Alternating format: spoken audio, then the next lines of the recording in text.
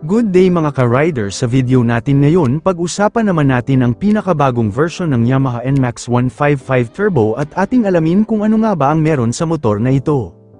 Pero bago tayo magsimula, ako nga pala si Mr. L Vlog TV, gumagawa ng motorcycle review, at kung gusto mo ng ganitong content ay maaari kang mag-subscribe at mag-follow sa aking mga social media accounts para lagi kang updated sa mga videos ko. Maraming salamat at simulan na natin. Kamakailan lang ay na-introduce na ang bagong version ng Yamaha NMAX 155 Turbo sa bansang Indonesia at malaki ang pinagbago nito kumpara sa unang NMAX 155. Dahil nga sa bagong balita na ito ay marami na ring mga Pinoy na naghihintay na maging available na rin ito dito sa Pilipinas dahil sa mga bagong design at improvement sa makina na bagong nilagay na technology para sa bagong version ng NMAX Turbo. Ipinagmamalaki ng NMAX Turbo ang isang assertive, sporty, at disenyo ng Maxi Yamaha DNA, na ginagawa itong isang standout sa market ng scooter. Ang makintab at nakaistilong modelong ito ay nilagyan ng mga full LED headlight na nagtatampok ng mga dual projector, na hindi lamang nagpapahusay sa visibility ngunit nagdaragdag din sa modernong aesthetic ng bike. Ang buong LED tail lights ay nagpapatuloy sa kontemporaryong disenyo na ito, na nagbibigay ng magkakaugnay at kapansin-pansing hitsura mula sa bawat anggulo. Bukod pa rito, ang NMAX Turbo ay may kasamang multi-infotainment display, na tinitiyak na ang mga sakay ay may access sa mahalagang impormasyon at mga opsyon sa entertainment sa kanilang mga kamay. Ipinagmamalaki din ng scooter ang isang ergonomic na posisyon sa pagmamaneho at isang bago, mas eleganteng upuan para sa pinahusay na comfortability ng rider at backrider. Pinapatakbo ito ng pinakabagong henerasyong Bluecore 155cc VVA engine, fuel injection, 4 valves, single overhead cam, at kaya naman mag-produce ang makina nito sa maximum power na aabot sa 11.3 kW at 8,000 revolutions per minute, at may maximum of torque naman na aabot sa 14.2 kW at 6,500 revolutions per minute. May oil capacity naman ito na 1 liter para sa turbo variant at 0.9 liters naman para sa neo variant. May fuel tank capacity naman ito na 7.1 liters, at ang pinakabagong technology na nilagay ni Yamaha ang Yamaha Electric CVT o YE-CVT, at ito ang pinalit sa traditional conventional CVT.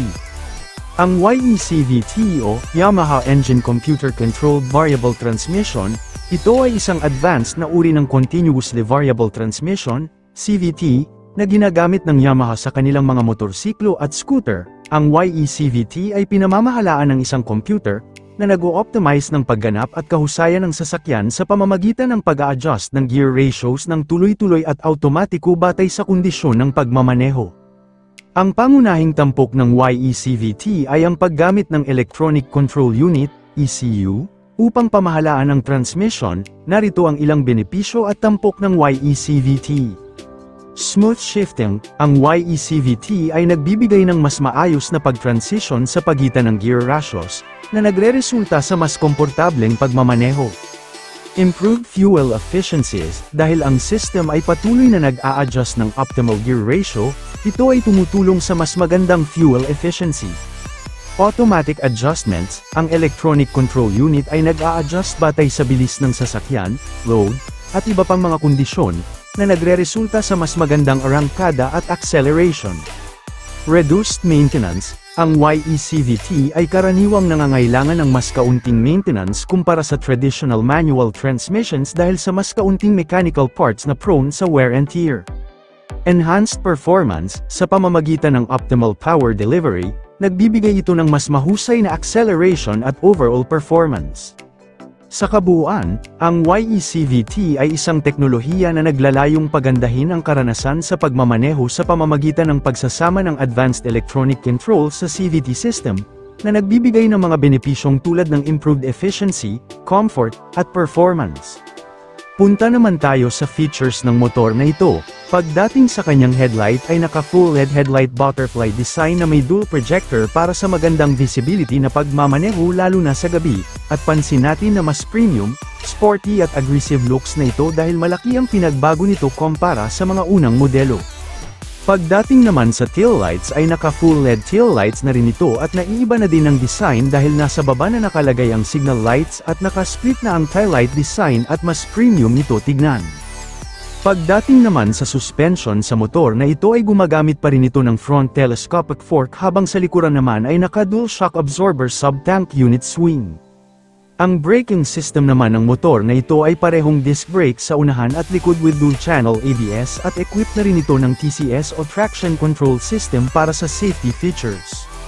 May size naman ang unahan na gulong na 110/1348 P tubeless at sa likod naman ay 130/1363 P tubeless tire. Pagdating naman sa starting system ay gumagamit na ito ng keyless entry with answer back key system at anti-theft alarm. Pagdating naman sa panel gauge ng motor na ito ay mas advanced na ito dahil naka-TFT display na ito at may navigator at marami pang iba na makakatulong sa iyong pagmamaneho. Equipped pa rin ito ng Yamaha Y-Connect. Ito naman ang variations na pwede ninyong pagpilian. Turbo Tech Max, Ultimate Turbo Tech Max, Turbo Neo S version. Neo version. Overall napakaganda na ng bagong version ng NMAX at mas advanced pa ito dahil sa bagong improvement sa makina at bagong design at looks na binago sa motor na ito. At para naman sa presyo ay wala pa tayong balita kung magkano ito dito sa Pilipinas dahil hindi pa available ang motor na ito pero may estimated price ito na aabot sa 170,000 to 185,000 pesos. Ano ang masasabi ninyo mga ka-rider sa video natin ngayon? Maaari kayong maghayag ng inyong opinion sa ibaba ng ating comment section. Sana nagustuhan nyo ang video natin ngayon at huwag kalimutan mag-subscribe sa aking YouTube channel at paki-follow na rin sa aking mga social media accounts na Mr. L Vlog TV para lagi kayong updated sa mga videos ko. Maraming salamat at sa susunod na review, abangan!